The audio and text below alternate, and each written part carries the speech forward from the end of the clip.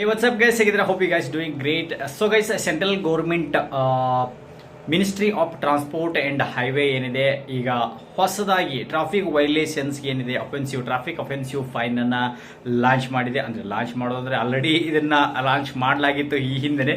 So ಈಗ ಏನು ಅದನ್ನು ಇಂಪ್ಲಿಮೆಂಟನ್ನು ಮಾಡಲಾಗಿದೆ. ಮಾರ್ಚ್ 1, 2025 ಅಂದರೆ ಇದೇ ತಿಂಗಳು 1ನೇ ತಾರೀಕಿನಿಂದ ಆಲ್ರೆಡಿ ಇಂಪ್ಲಿಮೆಂಟ್ ಆಗೋಗಿದೆ. ಸೊ ಹೊಸ ಫೈನ್ಗಳು ಎಷ್ಟಿದೆ, ಹಳೆ ಫೈನ್ ಎಷ್ಟಿತ್ತು, ಫುಲ್ ಡೀಟೇಲ್ಸನ್ನು ಈ ವಿಡಿಯೋದಲ್ಲಿ ನಾನು ನಿಮ್ಗೆ ಹೇಳ್ಕೊಡ್ತಾ ಇದ್ದೀನಿ. ತುಂಬ ಸ್ಟ್ರಿಕ್ಟ್ಲಿ ಅಂದರೆ ಇವೇನು ಅಫೆನ್ಸು ವೈಲೇಷನ್ ಮಾಡೋದಾಗಲಿ, ಸಿಗ್ನಲ್ ಜಂಪ್ ಆಗಲಿ ಅಥವಾ ಒನ್ ವೇದಲ್ಲಿ ಹೋಗೋದಾಗಲಿ, without helmet riding, seat belt ಹಾಕೊಳ್ದೇ ರೈಡ್ ಮಾಡೋದು, ಸುಮಾರು ಇಂತಹ ಒಂದು ವೈಲೇಷನ್ಸ್ಗಳೇನಿದೆ ಅದನ್ನು ಇವಾಗ ಕೇಂದ್ರ ಸರ್ಕಾರ ತುಂಬಾ ಅಂದರೆ ಇದೊಂದು ಡಿಪಾರ್ಟ್ಮೆಂಟ್ ಏನಿದೆ ಟ್ರಾನ್ಸ್ಪೋರ್ಟ್ ಆ್ಯಂಡ್ ಹೈವೇ, ಸೊ ತುಂಬ ಸ್ಟ್ರಿಕ್ಟ್ ಆಗಿನೇ ನೋಡ್ತಾ ಇದೆ. ಯಾಕಂದರೆ ಸುಮಾರು ಆಕ್ಸಿಡೆಂಟ್ಗಳಾಗುತ್ತೆ, ಸುಮಾರು ಲಕ್ಷಾಂತರ ಜನಗಳು ಕೇವಲ ಆಕ್ಸಿಡೆಂಟ್ ವಿತೌಟ್ ಹೆಲ್ಮೆಟ್ ಆಗಿರ್ಬೋದು ಅಥವಾ ವಿತೌಟ್ ಬೆಲ್ಟ್ ಹಾಕದೇ ಆಗಿರ್ಬೋದು. ಸೊ ಈ ರೀತಿಯಾಗಿ ಸುಮಾರು ಆಕ್ಸಿಡೆಂಟಲ್ಲಿ ಲಕ್ಷಾಂತರ ಸಾವನ್ನು ಅಪ್ತಾ ಇದ್ದಾರೆ ಪ್ರತಿ ವರ್ಷ. ಸೊ ಅದಕ್ಕೋಸ್ಕರನೇ ಈ ಒಂದು ಫೈನನ್ನು ಇನ್ಕ್ರೀಸ್ ಮಾಡಿದ್ರೆ, ಸೊ ಎಲ್ಲೋ ಒಂದು ಕಡೆ ಏನಿದೆ ಈ ಒಂದು ಹೆಲ್ಮೆಟ್ ಹಾಕೋದಾಗ್ಲಿ ಅಥವಾ ಸೀಟ್ ಬೆಲ್ಟ್ ಹಾಕೋದಾಗ್ಲಿ, ಸ್ಪೀಡ್ ಲಿಮಿಟ್ ಆಗಲಿ ಅಥವಾ ಇನ್ನಿತರ ಯಾವುದೇ ಒಂದು ವೈಲೇಷನ್ಸ್ ಏನಿರುತ್ತೆ ಅದು ಎಲ್ಲೋ ಒಂದು ಕಡೆ ಏನಿದೆ ಕಡಿಮೆ ಆಗುವಂಥ ಚಾನ್ಸಸ್ ಇದ್ದೇ ಇರುತ್ತೆ. ಯಾಕಂದರೆ ಎಲ್ಲೋ ಒಂದು ಕಡೆ ಭಯ ಇರುತ್ತೆ, ಒಂದು ವೇಳೆ ನಾನು ಸಿಕ್ಕಾಕೊಂಡ್ರೆ ಹಳೆ ಫೈನ್ಗಿಂತ ಈಗಿನ ಫೈನ್ ಕಂಪೇರ್ ಮಾಡಿದ್ರೆ 1000% ಜಾಸ್ತಿ ಇದೆ. ಸೊ ನಾನು ನಿಮ್ಮ ಮುಂದೆ ವಿಡಿಯೋದಲ್ಲಿ ತೋರಿಸ್ತೀನಿ. ಸೊ ಅದಕ್ಕಾಗಿಯೇ ಈ ಒಂದು ಕೇಂದ್ರ ಸರ್ಕಾರ ಏನಿದೆ ಮಾಡ್ತಾ ಇದೆ ಫೈನ್ನ ಜಾಸ್ತಿನ. ಸೊ ಎಷ್ಟೆಲ್ಲ ಫೈನ್ ಜಾಸ್ತಿ ಮಾಡಿದೆ ಅದು ಆಲ್ರೆಡಿ ಇಂಪ್ಲಿಮೆಂಟ್ ಆಗೋಗಿದೆ 1ನೇ ತಾರೀಕಿನಿಂದ. ಸೊ ನೀವು ಎಲ್ಲರೂ ಕೂಡ ಯಾವ ರೀತಿಯ ಟ್ರಾಫಿಕ್ನ ರೂಲ್ಸನ್ನು ವೈಲೇಷನ್ ಮಾಡಬಾರ್ದು. ಇಲ್ಲ ಅಂತಂದರೆ ಫೈನ್ ನಿಮ್ಮ ಮನೆ ಅಡ್ರೆಸ್ಗೆ ಬರುತ್ತೆ ಡೈರೆಕ್ಟಾಗಿ. ಏನಂದರೆ ಸುಮಾರು ಜನ ಏನು ಮಾಡ್ತಾರೆ ಅಂತಂದರೆ ಆ ಕಡೆ ಈ ಕಡೆ ಪೊಲೀಸ್ ಯಾರಿಲ್ವಲ್ಲ, ಸುಮ್ಮನೆ ಸಿಗ್ನಲ್ ಜಂಪ್ ಮಾಡ್ಕೊಂಡು ಹೋಗ್ಬಿಡೋಣ ಅಥವಾ ಇಲ್ಲ ಯೂಟರ್ನ್ ತೊಗೊಂಡು ಹೋಗ್ಬಿಡೋಣ, ನೋ ಯೂಟರ್ನಲ್ಲಿ ಅಥವಾ ಇದು ಒನ್ ವೇದಲ್ಲಿ ಅಥವಾ ವಿತೌಟ್ ಹೆಲ್ಮೆಟು ಯಾರು ನೋಡ್ತಾ ಇಲ್ಲ ಅಂದ್ಕೊಂಡು ಮಾಡ್ತಾ ಇದ್ದಾರೆ. ಬಟ್ ಆದರೆ ಇವಾಗ ಸ್ಪೆಷಲಿ ಸಿಟಿಯಲ್ಲಿರೋರಿಗೆ ಎಲ್ಲ ಕಡೆನೂ ಮೂಲೆಗಳಲ್ಲೂ CCTV ಕ್ಯಾಮ್ರಾ ಇರುತ್ತೆ. ಅದನ್ನು 24/7 ಏನಿದೆ ಪೊಲೀಸ್ ಕಂಟ್ರೋಲ್ ರೂಮಿನಿಂದ ವಾಚ್ ಮಾಡ್ತಾ ಇರ್ತಾರೆ. ಪ್ರತಿಯೊಂದು ವೈಲೇಷನ್ಸ್, ಪ್ರತಿಯೊಂದು ಅಫೆನ್ಸ್ ಕೂಡ ಕ್ಯಾಚ್ ಆಗುತ್ತೆ.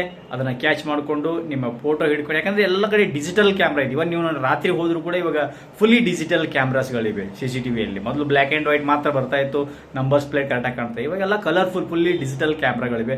ಸೊ ಅದು ನಿಮಗೆ ಈಸಿಯಾಗಿ ಇಟ್ಬಿಟ್ಟು ನಿಮ್ಮ ಮನೆಗೇನೆ ಫೋಟೋ ಕಳಿಸ್ತಾರೆ.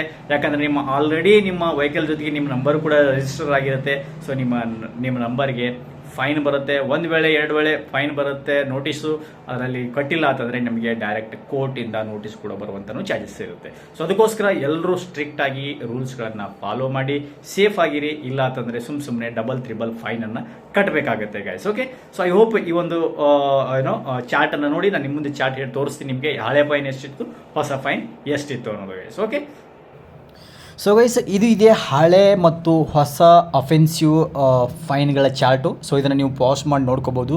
New motor vehicle offence and fines ಅಂದ್ಬಿಟ್ಟು ಫ್ರಮ್ 1st March 2025 ಅಂದರೆ ಮಾರ್ಚ್ ಅಂದರೆ ಇದು ನಡೀತಾ ಇತ್ತು ಮಾರ್ಚು.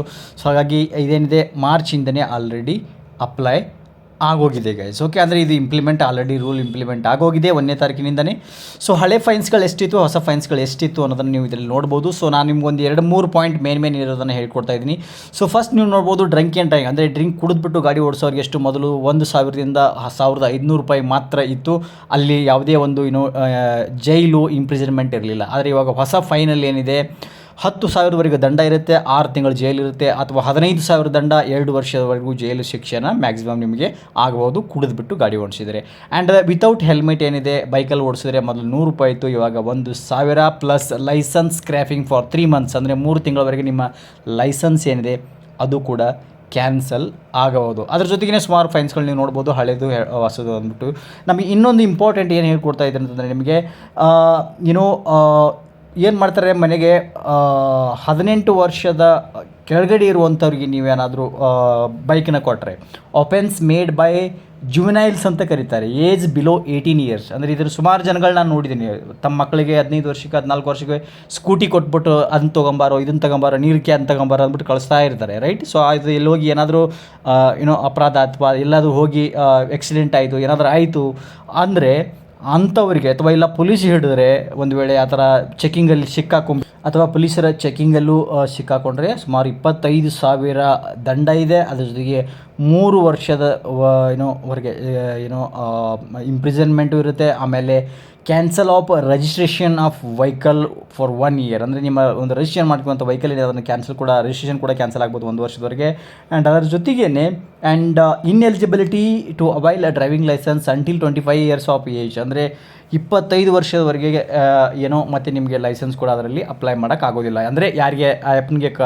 ಕೊಟ್ಟಿರ್ತೀರ ನಿಮ್ಮ 18 ವರ್ಷದ ಕೆಳಗಡೆ ಇರೋರಿಗೆ ಅವತ್ತೆಲ್ಲ 25 ವರ್ಷ ಆಗೋವರೆಗೂ ಲೈಸೆನ್ಸ್ನ ಅಪ್ಲೈ ಮಾಡೋಕ್ಕಾಗೋದಿಲ್ಲ.